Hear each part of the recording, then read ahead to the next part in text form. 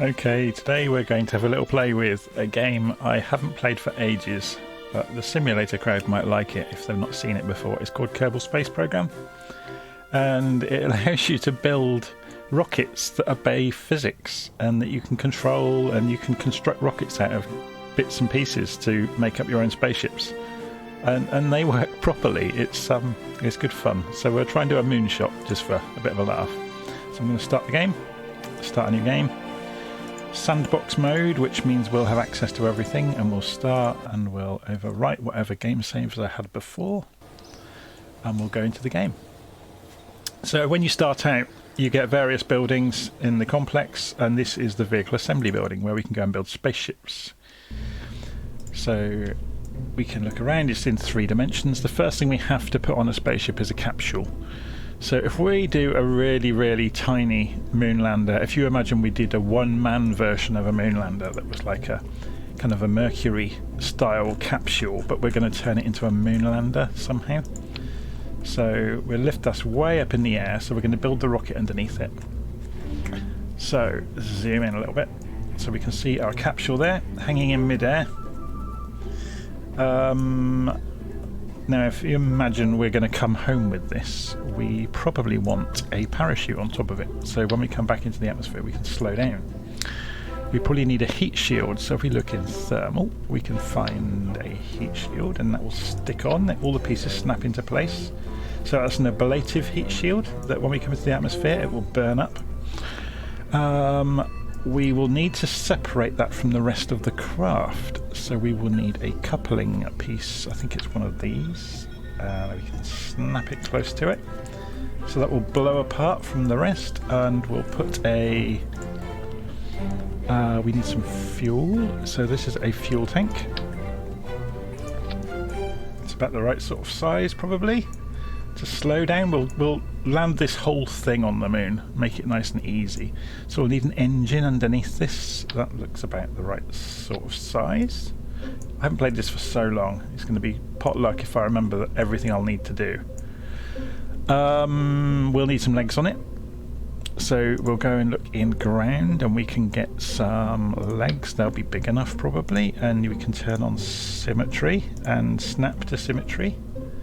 So then it helps us put them in the right places. So we don't need this to be much higher than the rocket when it lands. So it's a bit too close. If you get bumpy ground, it might ground out on it. There you go. So there's some legs, and we will start with them retracted. Well, I'm remembering how this all works slowly. We will need electricity. So to make that easy for ourselves, we're going to pull that back apart, and we're going to go to electrical. And is that the right size? Yeah. I'm going to put a battery pack in the spacecraft, and we'll put some solar panels around it as well. Actually, we'll only bother with 2 solar panels. I don't want to go and overload what's on here. We will also need some rockets to help us orient the spacecraft. So these are retro rockets. So they'll obviously push in any given direction. We'll need separate fuel for those, if memory serves correctly. Yeah, here we go. There's monopropellant tanks. So we'll have 2 of those, thank you very much. And remember, I've got the symmetry on, so it's putting 1 on each side for us. Because I've got it on 2-fold symmetry instead of 4-fold. Okay, so we've got batteries, we've got electric, we've got retros, we've got the fuel for them, we've got the fuel for the main engine. So now we can get on with building the rest of the spaceship. So we want to go coupling and put another one of these on. And we're going to have an engine that's going to slow us down into orbit, if that makes sense. So we'll put another one of these. So most of this fuel will be thrown away. So I'm wondering if that'd be too big an engine to bother with for that. Maybe maybe maybe I will. There's two versions of this engine. There's one that's got a gimbaled output and the other one hasn't. What we could do is put... What I'm going to do, I'm going to put a bigger fuel tank on. And more, because I'm just remembering the moon is actually a bit more... The gravity is more powerful. There's two moons. And we're going for the closer one, which is the bigger one. So there's more gravity, so I'll need more fuel to slow down. So I've just put these on. These are rockets that only push outwards. So they're not as clever as these ones that can push in all directions. These rocks, because they're only any good for steering. So then we want to put another blowout joint in. You'll notice over here, I'll explain what this does in a moment. It's building the stage, basically, the sequencing of the stages of what blows after what during the launch sequence. Or during the control sequence. We want some more fuel under here. So we've put another engine in there. Big fuel tank and no, where are they? Is that a big one? Yeah, that's a big one. So how do we zoom out? There we go. We'll need a big engine on the bottom of here, a skipper fuel engine. That looks about right size, doesn't it? And we'll put some more of these controlling vents in. These use the fuel from the main fuel tank, which is fine. And the next fuel tank, its main job is just going to get us out of orbit. So, or sorry, into orbit, I should say. So after launch. So is that the right size to go there? Yes, it is. So these are all exploding, or exploding bolts. So then we want to go wider again, and then you've got the Apollo style big booster down the bottom. And I've got to remember where they are. There's one. I'll remember what they look like, I should say. So I'm going to put two of these on it. One above the other. And there's an Apollo style engine set there. So we've got a pretty good rocket, but I don't think it's going to be powerful enough to do it all on its own. So we can go and get some in coupling. They've got radial decouplers, I think they call them. So to give this a hell of a kick off the launch pad, we're going to put a load of solid rocket boosters around it as well. Now that's a massive one. Kickback, what's that one like?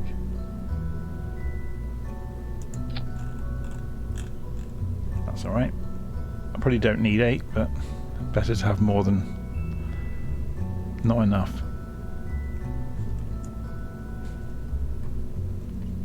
Oh, actually, yeah, that is a bit over the top.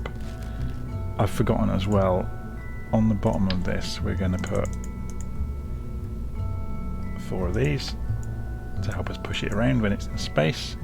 We may not need to, this may burn out on the way up. Was there some smaller ones of these? A shrimp solid fuel, a thumper. What's a thumper? Oh, we'll use that one. It's just to get us off the launch pad and on our way, really.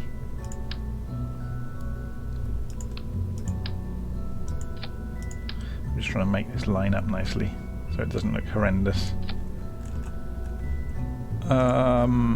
We want to put some aerodynamic bits on top of that, and then right, so to stop these waving around in the air on the way, that you can attach bits of struts around the body.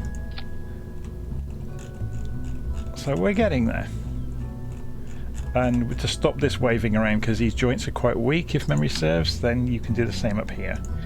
So we can do that kind of trick, which makes it all of a sudden look very Russian in design, doesn't it? It's very kind of workmanlike. Okay, and they'll all blow apart with the exploding bolts. What about some fins to help us steer when we first take off? So we'll put some fins around the bottom. There we go. That should do it.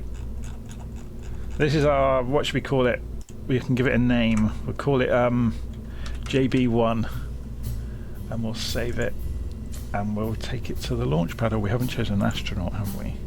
crew, Jebediah Kerman. He can be the little guy sat in the top. So what this means over here is this is the stages that will fire every time I press the space bar. And it's in reverse order of how I built it. So these will fire first, then the exploding bolts, then the main engine. Now I want both of these to go at once, so I can drag this around, so I can have both of these fire at the same time. And then when these have run out, we'll let go of them, but the main engine will obviously keep going. Then the main engine will run out. Then we press spacebar again later on, and that one will go. Then that one will start. Then, you know, and so on and so forth, all the way up the rocket to the top.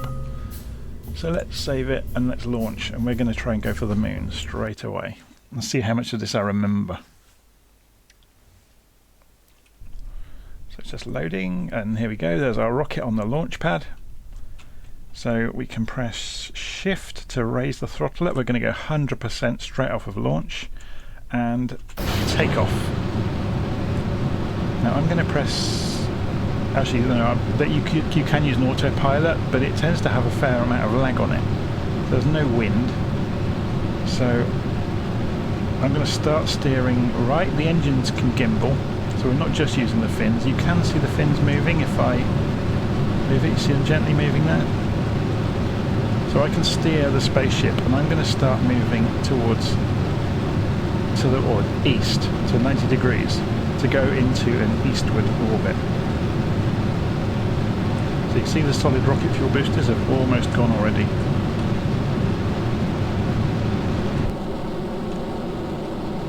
So we can cut the main engine and let go of them. And that didn't go well, did it? They actually hit it, but we got away with it.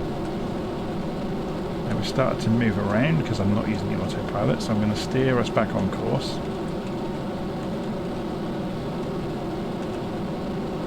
So that was the aerodynamics basically, because I didn't do any testing or anything. It just shows how dangerous it is with letting go of things near the spacecraft when you're moving in the atmosphere at speed. They obviously caught the air with the fins on them and tumbled back into the end of the rocket. Luckily the rocket was strong enough to withstand the explosion. So we're coming up to 1,000 meters a second.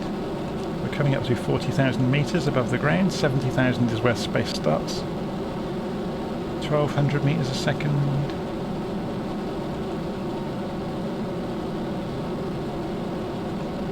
So we're doing okay. We'll already be on an exit velocity to go into a huge parabolic orbit. I'm just going to burn out this fuel and then let go of it. 1,800. 2,000. 2,200. There we go. So let go of it. So you will see now we've blown the bolts here. I'm going to light the next one and just give it a bit of a puff of the engine. So there you go. You can see that will slowly tumble back, and obviously it will follow its parabolic arc, and we can see that if we go to the map view. So that's what we've done so far. And that's, if we didn't do anything else, that is the path we would follow, and we'd splash down. Obviously the planet's rotating at the same time, so we'll probably splash down somewhere over here. You can see the lines of communication as well, penciled in, as well as the arc of trajectory we're going to take. So, we can see the bits of spaceship up here, and we can see we're rotating. So I'm going to turn on the retro rockets. So remember all the little rockets that I put everywhere? And we can steer the spaceship now. So we want to aim towards the direction we're going, which is the yellow circle without a cross in it. On the opposite side of this artificial horizon, there's a circle with a cross through it, and that's the opposite direction than we are going, which is really useful for closing an orbit, for example, you know, to thrust in the opposite direction than you're going.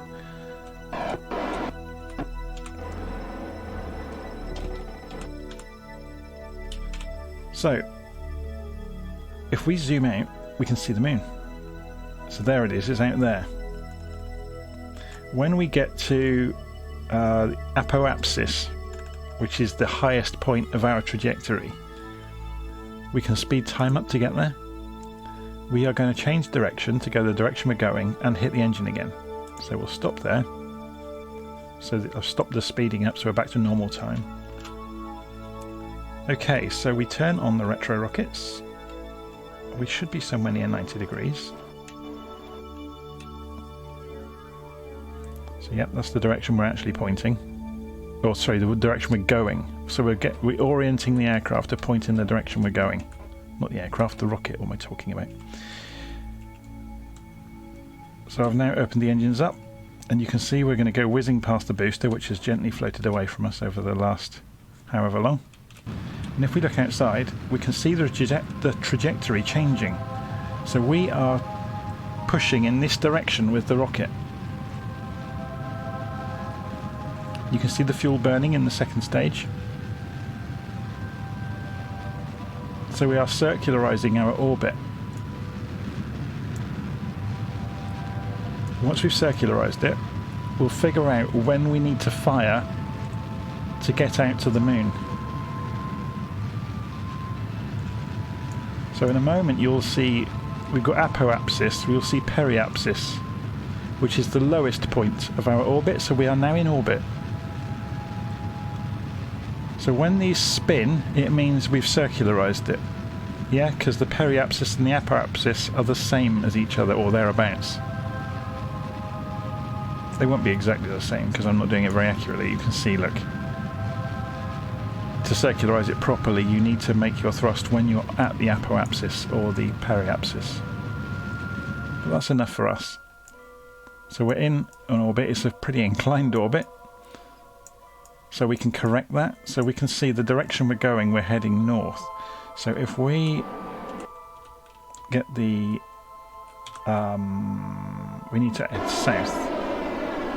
So if we head towards the South Pole, this globe is relative to whichever planetary body you're nearest. If you imagine, if we head south, relative to the ground, so our spaceship is now pointing directly that way, we'll turn on the autopilot, which will burn a little bit of thruster, but it will stop us moving. And then if we open the engines, you will see us pushing this way. Remember, we're going that way. Is flattening out the trajectory.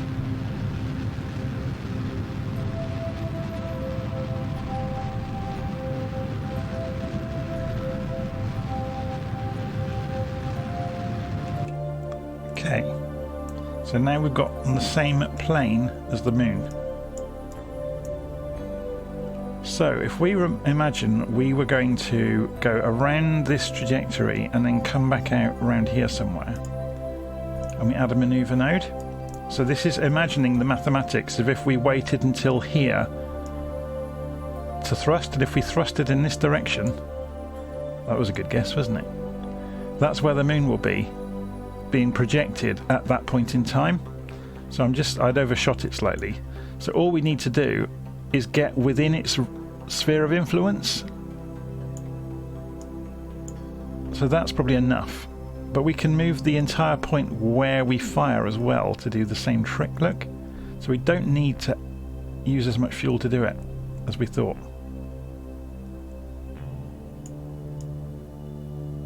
So if I'm just lessening the length of our burn.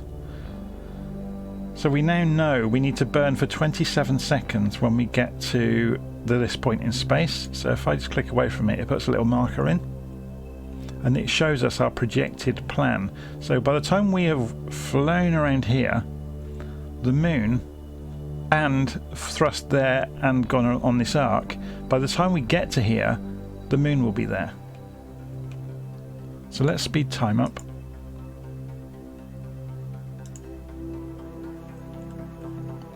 And a bit more. Okay. So we're getting close. We've got 1 minute 30 seconds to sort our life out basically until we need to worry about burning. So let's go and look at our spaceship. Now on the flight plan now, if we go and press reaction thrusters, the little blue arrow is telling us there's a target on the globe now. This is the direction we need to be pointing for our burn that we've programmed on the map. There goes my mobile phone. So I'm just going to turn the thrusters off, put the reaction control on, and now we need to go for burn for 20 seconds. So 15 seconds before T-0 we're going to open the engines to make sure we do our burn for the 27 seconds split across either side of the marker. Does that make sense? So we're waiting for 15, 14, 13, 12. Just wait for it to come down to 15 and then we'll go for it. This will show us the difference in velocity of what we're travelling at and the velocity we need to be moving at.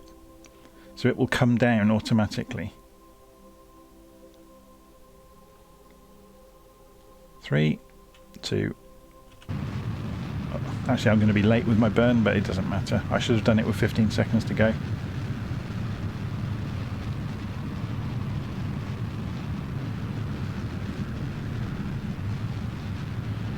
Twelve, 11, 10, 9,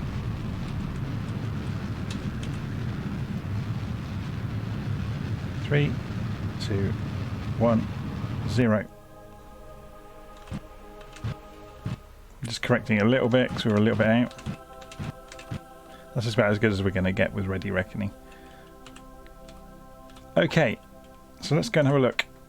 And if we go and delete this now, what's going to happen over the next little while? We're going to come in on a really close approach. I meant to delete that. There you go. We're going to come in on a close approach to the moon. When we get there, we'll turn around and slow down, which will capture our orbit around the moon. So we'll speed time up.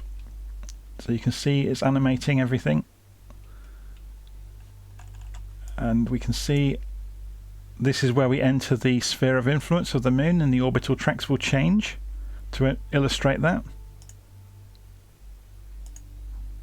So we are now within the within the moon's sphere of influence. So this is the closest approach to the moon. So before we even get there, we're going to rotate the rocket round to 270 or thereabouts. This is the opposite direction than we are going.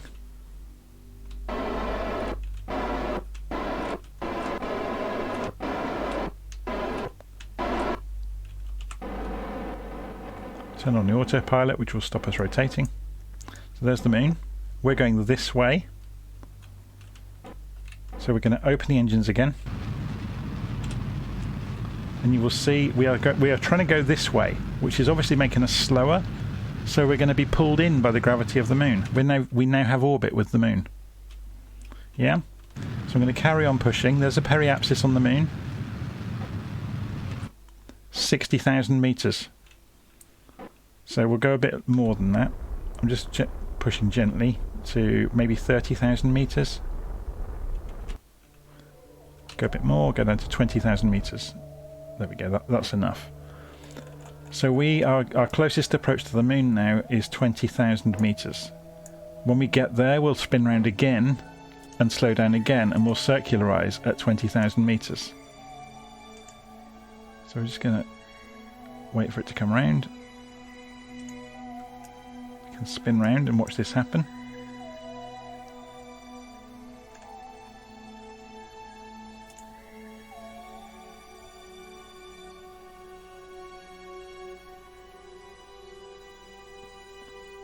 And we're getting there, we're getting there.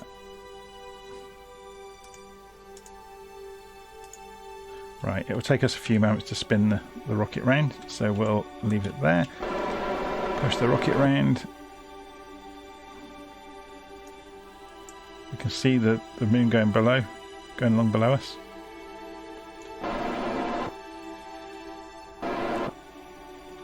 Get us pointing in exactly the opposite direction than we're going.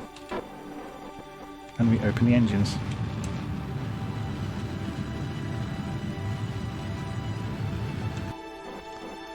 So the periapsis is getting worryingly low, so we're not quite perfectly circular because I'm just doing this in a hurry. 11,000 metres and highest point is 36, but we're going to throw away half the spacecraft when we get round here. So let's speed up a little bit.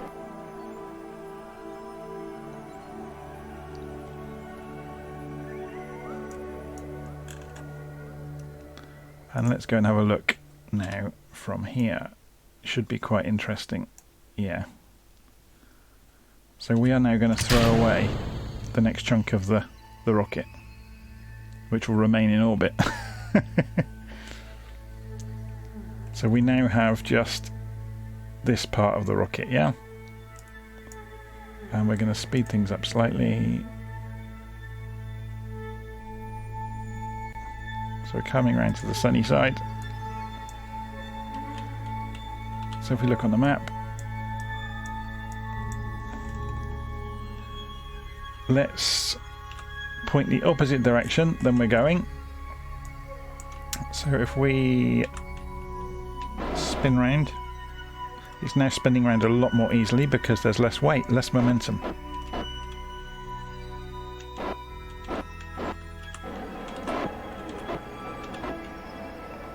So we're now going the opposite direction.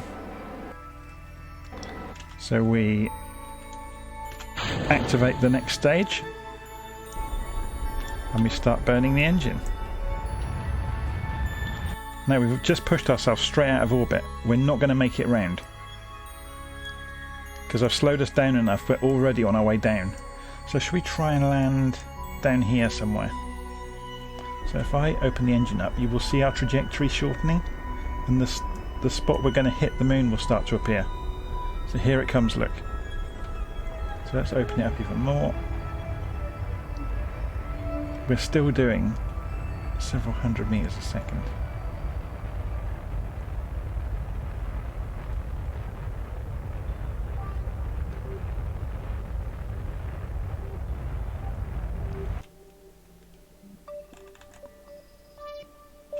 So let's go and have a look from the spacecraft itself which way we're going.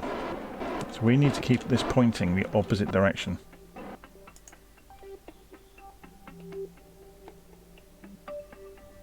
This is a very wasteful way of doing this, by the way, because I'm throwing away huge chunks of rocket. The real challenge is to not leave anything behind and come away with most of your rocket.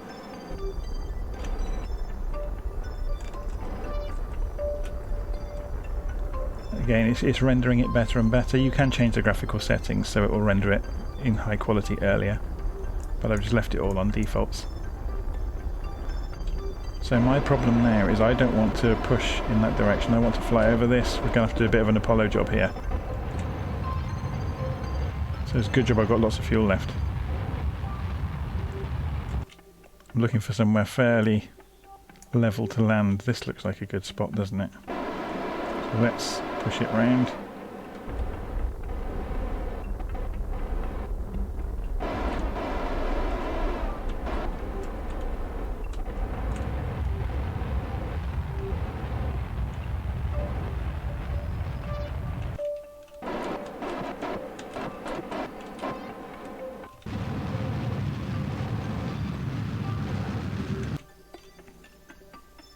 Right, we're now going to throw away that part.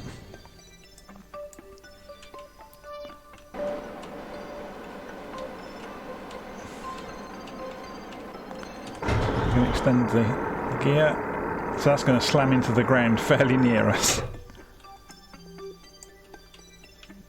Open the engines.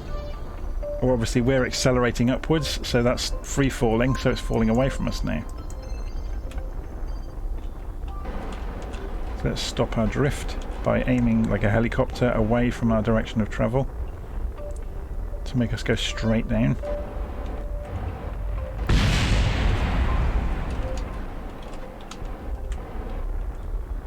We're coming down at 20 meters a second, so we're just coming down in a nice controlled manner.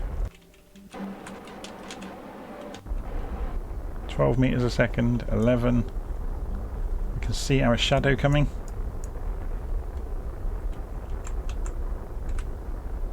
I'm just going to regulate the throttle to come down. in a nice straight line.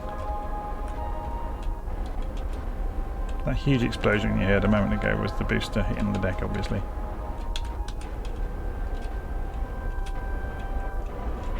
So I'm just controlling it more or less as you would a helicopter on the way down.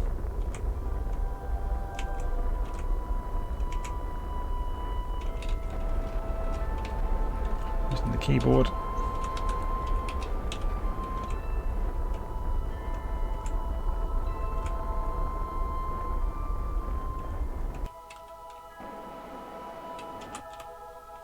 And we're down. On a bit of a hillside, but you saw the shock absorbers take a bit of that. So yeah, we're on quite a lean actually. Serves me right for not surveying or doing anything. I just landed anywhere. Could probably have done with landing over there, to be honest. But there you go, we're down. Successfully landed on the moon. You can do spacewalks and all that kind of thing. I'm not going to. I'm going to take off and go home again. So we're going to start the engines. We're going to go for a 90-degree orbit, so we're going to spin this round.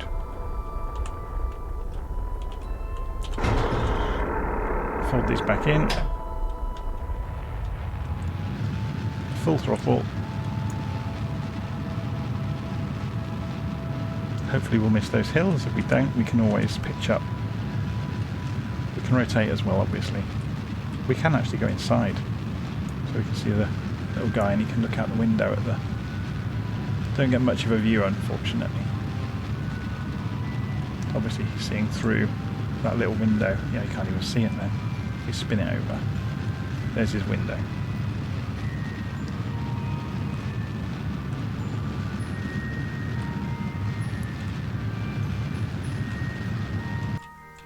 So let's see what he's done in terms of his trajectory.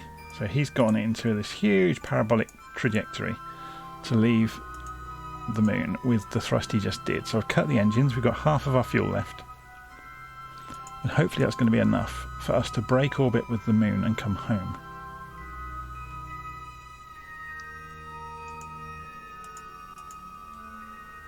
Not if you do that though.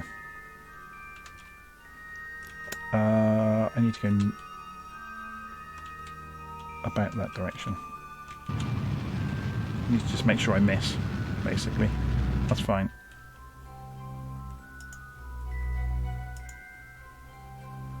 And now go the direction I'm going to force us out the other side. This is the rubbish way of doing this, by the way. I'm just hurrying it along. So I need to basically exit the moon, but going back towards the Earth. So knowing the moon is going that way, I want to leave in this direction so I don't meet it again. Does that make sense? So we speed time up, and we will leave the moon's sphere of influence when we get this far away, and we'll be back in the sphere of influence of the planet Mun, I think it's called in the game, not the Earth. So yeah, so now we are following this arc back towards the planet we came from. So we'll get closer, a little bit closer anyway. The further away we do this, the less fuel we will need. So I'm going to spin the spacecraft around. So all we've got left now is this little bit. So we'll spin it around.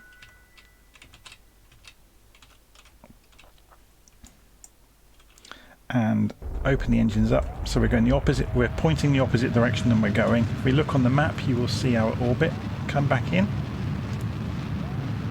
So the periapsis, that all we need to worry about is that the periapsis comes within 70,000 meters of the Earth. Because then we're in the atmosphere and it will slow us down. So we're just keeping an eye on it. 60,000 meters. So that's probably not enough to stop us. We'll skim, but each time we come in, we'll get less and less. But we can ensure that we stop by opening the engines just a bit more. Look, and we can see 45. We'll come in for 30,000 meters. So in other words, we'll hit the atmosphere hard enough to really slow us down. So at that point, we can throw away everything. We've got no engines left. We're just relying on orbital mechanics to get us home at this point. We can still use gyros. I think they call it a reaction control system, don't they? to manoeuvre. Yeah, anyway.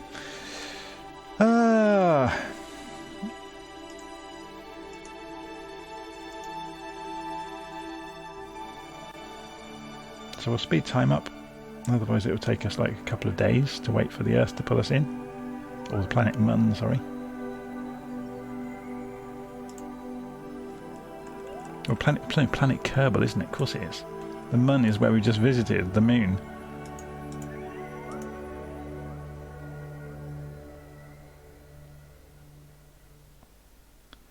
So we're just waiting for this to come in. So let's have a look. Where are we? Here's our little spacecraft. And we are travelling in this direction. And we can see our altitude here in meters. So if we speed it up.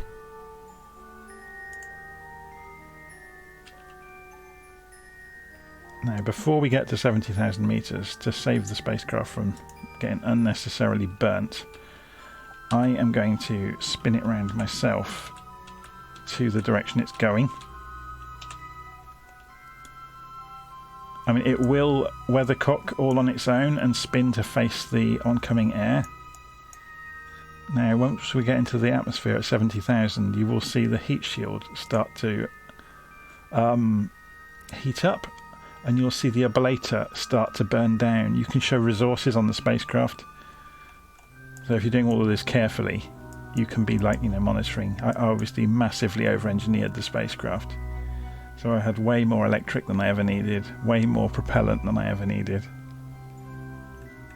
You can see a little webcam of the pilot down here, grinning away. When things aren't going so well, they tend to sit there screaming. So we're coming down towards the atmosphere. Let's speed things up a little bit. So yeah, we're now in the atmosphere, so it's cut out the fast forward anyway. You can see this changing direction all on its own.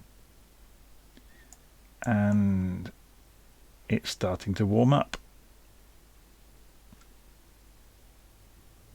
And there it goes.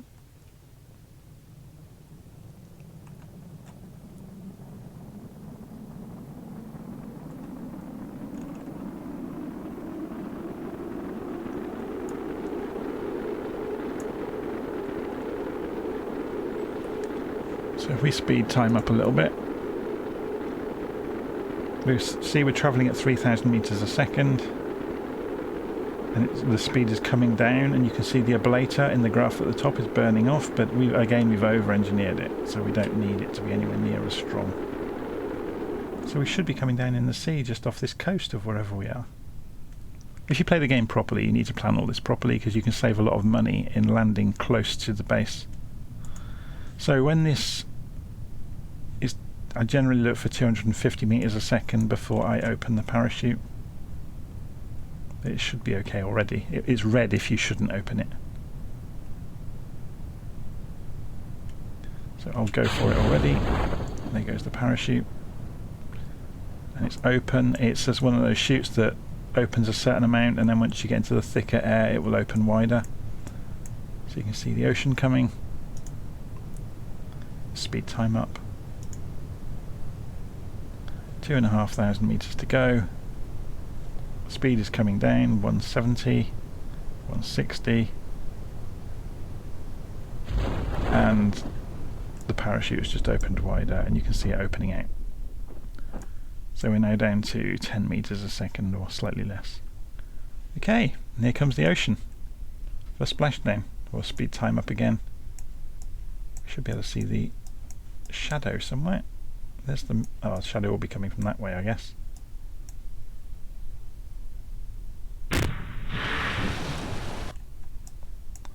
There you go, job done. So I think now there's some way, recover vessel, and we go back to the spaceport.